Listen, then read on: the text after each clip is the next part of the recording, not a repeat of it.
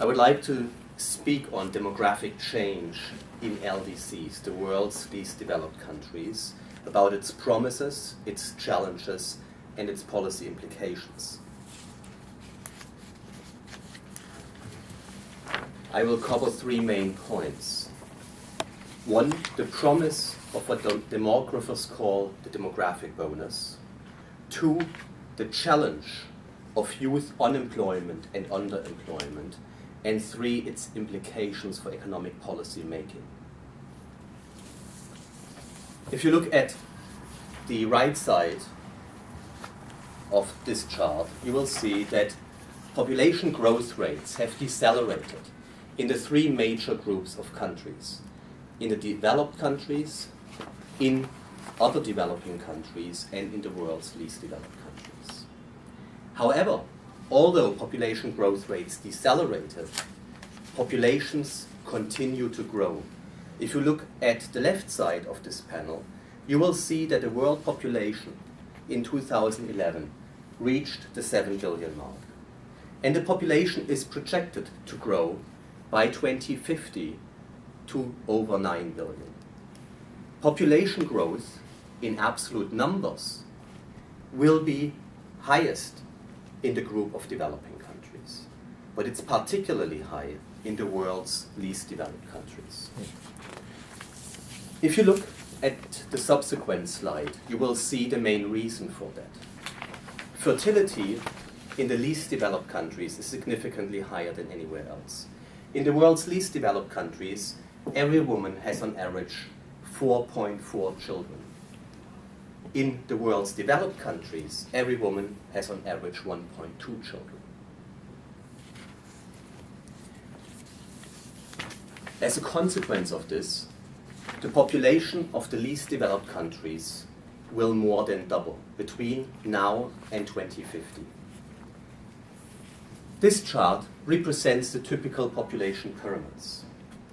It shows the population by sex, male and female, and by age structures, by 5-year age groups. And if you look on the left side, this is the population pyramid in the world's least developed countries today. You see a relatively large number of young people under the age of 50, under the green line. You see a smaller group of people in the age range between 15 and 64. These are working age people. And you see a very small number of people in the age above 65. Now, because populations continue to grow, this age pyramid will expand massively between now and 2050. And you see this when you compare the two age pyramids. You will also see that the population in the age group between 15 and 64 will expand most massively. Now, this expansion of the working age population bears opportunities that demographers refer to as the demographic bonus. If countries manage to productively employ all these people that are in working age, they can significantly advance their economic development. They can contribute to economic growth. However, this is not an automatic process. If you look at the following table, and you may want to focus on the figures for 2010, you will see youth and adult unemployment in different country groups. If you look at the first box, you see that in the developed countries, youth unemployment is about 19% today.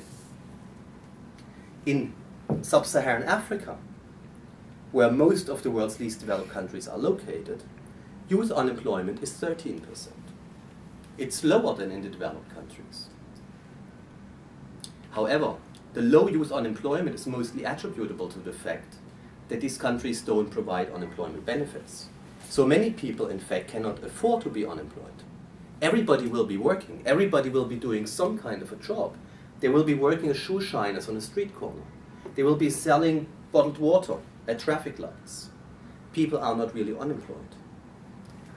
What you also see is, if you compare youth unemployment for different countries with the adult unemployment rate, you get a ratio, and you see that depending on the country groups, youth unemployment is 2 to 5 times as high as adult unemployment.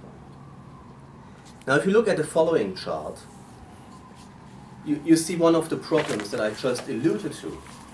While youth unemployment in sub-Saharan Africa is only about 13%, underemployment, which is unproductive employment, that's often precarious and often doesn't pay very well, is about 33%.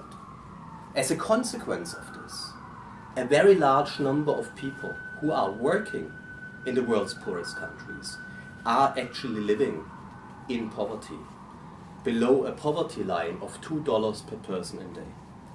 Imagine living on $2 per person per day, although you're working. This is fairly extreme poverty.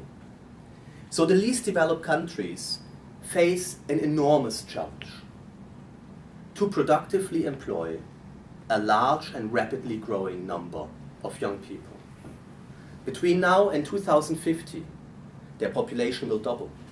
Their population in working age, between these two green lines that you saw, will increase by 15 million persons per day over the next 40 years. Every day, 33,000 young people in these countries will enter the labor force looking for a job. But already, more than 50% of the young people are either unemployed or underemployed. The challenge is massive. If these countries can address it, they can reap the demographic bonus. They can make their young people contribute to economic growth. If they fail, they will see a rapid expansion in poverty. What is the policy implication?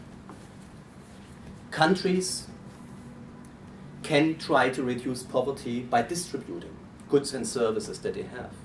But the poorest countries have few goods and services to redistribute. They must create, ultimately, employment opportunities, productive and remunerative employment opportunities. To do that, they must invest in people. They must invest in their health and in their education. They must enable them to find a job on the labor market. But that's not enough. If you think of Northern Africa, for example, many people actually do have an education, but they can't find a job because the economy is not creating jobs. So the second important element is to invest in your economy, in other factors of production, in physical capital, in machinery, to develop your economy so it can create employment opportunities. What we require is a combination of socially targeted policies that strengthen human capital, as well as appropriate economic and macroeconomic policies that stimulate the economy and create employment opportunities. If the countries manage to do that, they will be able to reduce poverty and promote economic growth. Mr. Chairperson. I forgot my